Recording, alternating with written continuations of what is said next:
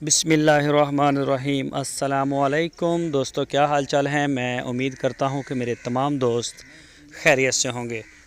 तो दोस्तों, खुशी भाई एक गाय लेके आए हैं आपके लिए फॉर सेल की। चोलस्तानी कलर में है गाय माशाल्लाह। दूसरा सुबह सुई है और 14 से 15 लीटर इसका दूध बताया उन्होंने।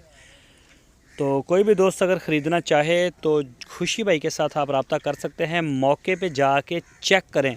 14 से 15 लीटर दूध बताया उन्होंने। मौके पे जाएं, जाके चेक करें, अपनी तसल्ली करें पूरी।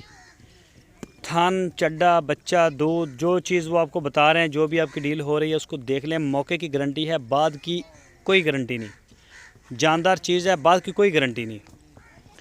तो मौके के ऊपर अल्हम्दुलिल्लाह जो चीज़ आप वीडियो में देख रहे हैं वही आपको मिलेगी। और उन्होंने कहा है कि जो हमने बताया है दूध वो इंशाल्लाह हम आपको पूरा गड़बियाँ मार के पूरा करके देंगे।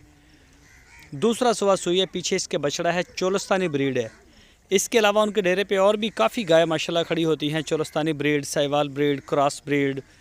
तो जिस तरह का भी दोस्तों का शौक़ होगा इंशाल्लाह वो उन्होंने कहा है कि पूरा होगा हमारे डेरे पे।